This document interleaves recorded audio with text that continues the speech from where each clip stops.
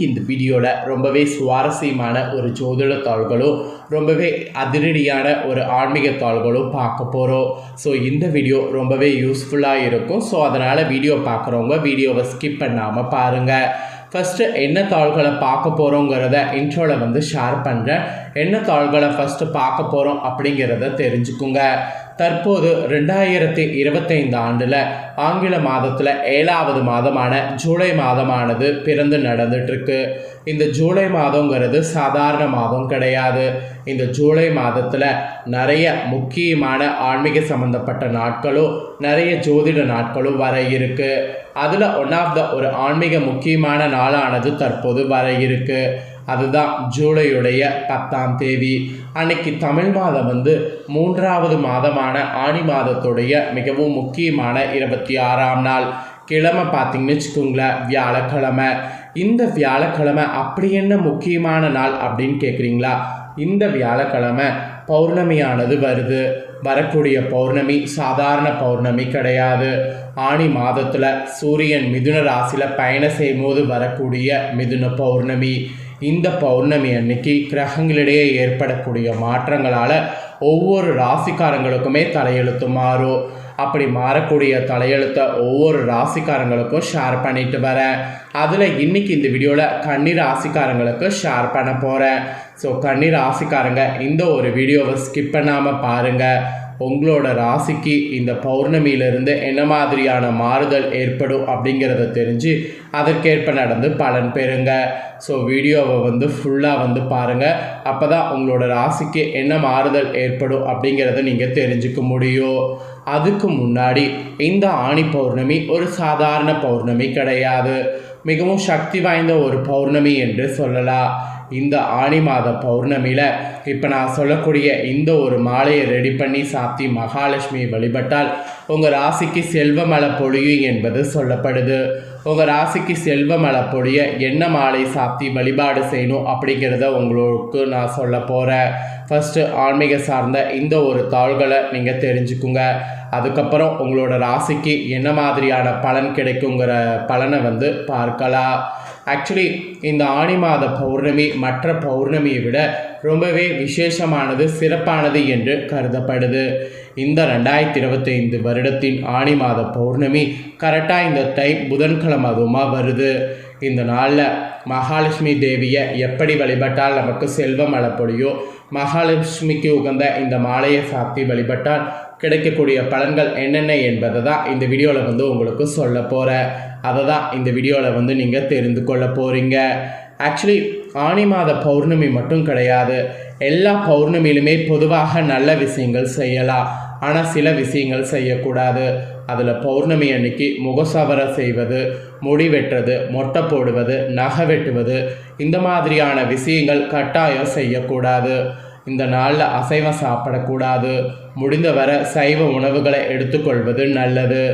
ஏன்னா பௌர்ணமியில் பிரபஞ்சத்தில் சக்தி அதிகரித்து காணப்படும். இந்த நாளில் நாம் வேண்டக்கூடிய வேண்டுதல்கள் அப்படியே பழிக்கும் என்கின்ற ஐதீகம் இருக்குது.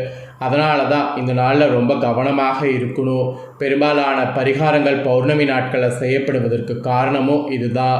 ஸோ இப்பேற்பட்ட பௌர்ணமியில் கிரிவலம் ஒரு பக்கம் வருவது ரொம்பவே விசேஷமானது.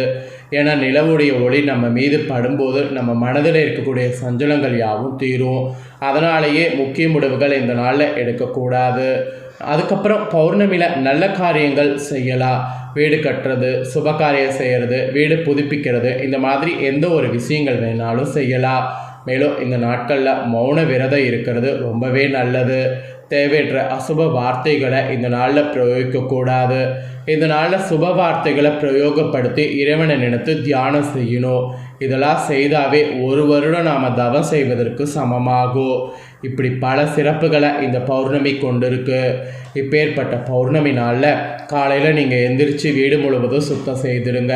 பூஜை அறையை சுத்தம் செய்திடுங்க. குளித்து நீங்களும் சுத்தமாகிருங்க. அப்புறம் நீங்கள் வாசலில் வண்ண கோலம் போடுங்க. தாமரை பூக்கோளம் இல்லைனா தெய்வீக கோலம் போடுங்க. ரொம்ப நல்ல பலனை கொடுக்கும் இந்த நாளில். அதுக்கப்புறம் மகாலட்சுமியை வீட்டுக்கு மனமகிழ்ச்சியோடு வருவதற்கு எல்லா ஏற்பாடுகளையும் நீங்கள் செய்யுங்க. மகாலட்சுமியுடைய மன குளிர செய்ய அவங்களுக்கு பிடித்தமான இந்த ஒரு பொருளால் மாலையை கட்டி சாத்துங்க. நல்ல வாசத்துக்கு பெயர் போன மூலிகை பொருளாக இருக்கக்கூடிய ஏலக்காய் தான் அந்த பொருள். ஸோ சமையலுக்கு பயன்படுத்தக்கூடிய இந்த ஏலக்காயை பயனுள்ள வகையில் மகாலட்சுமிக்கு மாலை போல் மஞ்சள் நூலால் கோர்த்து சாப்பிட்டுங்க. பின்னர் மகாலட்சுமிக்குரிய நெய்வேத்தியம் படைத்து இனிப்பு பண்டங்கள் வைத்து குத்து விளக்கு இரண்டிலுமே 5 முகத்திலும் 5 திரியிட்டு நெய் அல்லது நல்லெண்ணெய் ஊற்றி தீபமேற்றுங்க. அதே போல் என்னதான் இந்த நாளில் குத்து விளக்கு, காமாட்சம்மன் விளக்கு போன்றவற்றை ஏற்றினாலும் பௌர்ணமி அன்னைக்கு ஒரே ஒரு அகல் விளக்காவது பூஜரையில் எரிய வைக்க வேண்டும். அதே போல் தலைவாசலில் 2 அகல் விளக்குகளை இருபுறம் வைத்து 2 திரிகளை போட்டு தீபத்தை நம்ம ஏற்றி வைக்க வேண்டும். இப்படி ஏற்றி வைக்கிறதுனால இந்த நாளில் குடும்பத்தில் இருக்கக்கூடிய கஷ்டங்கள் யாவும் உங்களுக்கு நீங்கும். நீங்கள் நினைத்தபடி நடக்கும். கடன் தொல்லைகள் தீரும். இதெல்லாம் ஐதீகமாக சொல்லப்படுது. அப்புறம் இந்த நாளில் மாலை 6 மணிக்கு மேல் யாருக்கும் கடன் கொடுக்கக்கூடாது. அதே போல் கடன் நீங்கள் வாங்கியிருந்தீங்கன்னா கடன் தொகையிலிருந்து ஒரு பகுதியை இந்த நாளில் 6 மணிக்குள் கொடுத்து விட்டு வரலாம். இதனால் விரைவில் கடன் அடையும் என்கின்ற ஐதீகம் இருக்குது. இது போல் எண்ணற்ற பலன்களை தரக்கூடிய ஆனி மாத பௌர்ணமியை நீங்கள் தவற விடக்கூடாது. இதுதான் ஆன்மீக ரீதியாக உங்களுக்கு சொல்லப்பட்ட பரிகாரங்கள். இப்போ உங்களோட ராசிக்கு என்ன மாதிரியான பலன் கிடைக்குங்கிறத சொல்ல போகிறேன். கன்னிராசி உத்தரம் 2, 3, 4 பாதம், அஸ்தம் அப்புறம் சித்திரை 1, 2 பாதங்களில் பிறந்தவங்களுக்கு இந்த கணிப்பு கரெக்டாக இருக்கும். ஸோ கன்னிராசி இந்த நட்சத்திரத்தில் பிறந்தவங்க வீடியோவை ஸ்கிப் பண்ணாமல் பாருங்கள். கன்னிராசிக்காரங்களுக்கு இந்த மாத பௌர்ணமியிலிருந்து எதிர்ப்புகள் எல்லாமே அகலப்போகுது. பகைகள் விலகி எதிலும் வெற்றியானது உங்களுக்கு கிடைக்க போகுது. ஆக்சுவலி இப்போ உங்களுக்கு தன்னம்பிக்கை அதிகரிக்கும். அதனால் தகராறுகள், வழக்குகள் இதில் எல்லாமே உங்களுக்கு சாதகமான போக்கு காணப்படும். நன்மை தீமைகள் பற்றி கவலைப்படாமல் எதையும் துணிச்சலாக செய்யுங்க. எது வந்தாலும் நீங்கள் சமாளித்து வெற்றியானது பெற முடியும். ஏன்னா தன்னம்பிக்கை இருக்குது. அதற்கேற்ப நீங்கள் எதை பற்றி கவலைப்படாமல் துணிச்சலாக செயல்படுங்க. அதுதான் இந்த பௌர்ணமியில் உங்களுக்கு சொல்லப்பட்ட எச்சரிக்கை. அதுக்கப்புறம் உத்தியோகத்தில் இருப்பவர்களாக இருந்தீங்கன்னா உங்களுக்கு வீண் அலைச்சல்கள் இந்த பௌர்ணமியிலிருந்து குறையும். எடுத்த காரியத்தை வெற்றியோடு செய்து முடிக்கிறதுக்கு வாய்ப்பு இருக்குது. எண்ணப்படி எல்லாமே உங்களுக்கு நடக்கும். அதனால் பாசிட்டிவ் எண்ணத்தோடு இருக்க வேண்டும். அதுக்கப்புறம் தொழில் வியாபாரத்தில் இருக்கிறவங்களுக்கு இந்த பௌர்ணமியிலிருந்து போட்டிகள் குறையும். உங்களுடைய செயல்களுக்கு தடை ஏற்படுத்தியவர்கள் தாமாகவே விலகி விடுவாங்க. அதனால் நீங்கள் இனிமேல் எதுக்கும் கவலைப்பட வேண்டாம். அப்புறம் உங்களுடைய தொழிலில் பார்த்தீங்கன்னு வச்சுக்கோங்களேன், பணவரவு நல்லா கூடும். பணவரவு கூடும்போது தொழிலை பார்த்தீங்கன்னு வச்சுக்கோங்களேன், விரிவாக்கம் செய்வதற்கான முயற்சிகளில் ஈடுபடலாம். ஏன்னா பணம் வரும்போதே தொழிலை விரிவாக்கம் செய்திருங்க. அப்போ தான் உங்களுக்கு நல்லது. இது தொழிலில் இருக்கிறவங்களுக்கு சொல்லப்பட்டிருக்கு. அப்புறம் குடும்பத்தில் இருக்கிறவங்களுக்கு இந்த பௌர்ணமியிலிருந்து மன வருத்தங்கள்லாம் இதுக்கு முன்னாடி இருந்ததில் அதெல்லாம் மாறி சுமூகமான நிலையானது உண்டாகும். கணவன் மனைவிக்கிடையே இருந்த இடைவெளிகள்லாம் குறையும். வீட்டில் சுபகாரியங்கள்லாம் நடக்கும். திருமண முயற்சி கைகூடும்.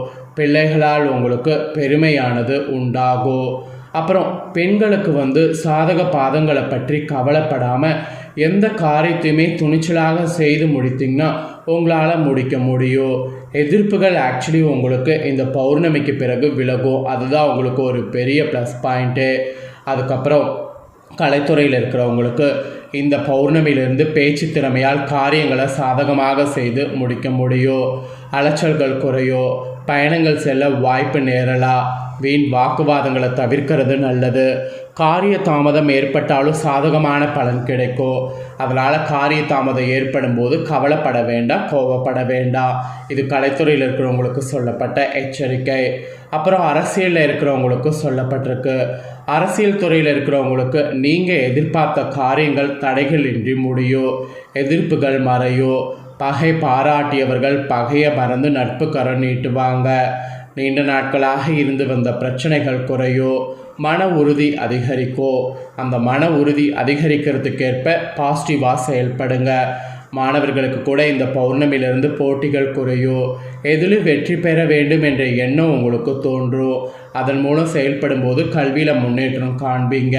ஸோ கன்னிராசிக்காரங்க உங்களுக்கு என்ன மாதிரியான பலன் இந்த பௌர்ணமியிலிருந்து கிடைக்க போகுதுங்கிறத தெளிவாக எக்ஸ்பிளைன் பண்ணதை தெளிவாக இந்த வீடியோவில் உங்களோட ராசிக்கு நீங்கள் தெரிஞ்சிருப்பீங்க.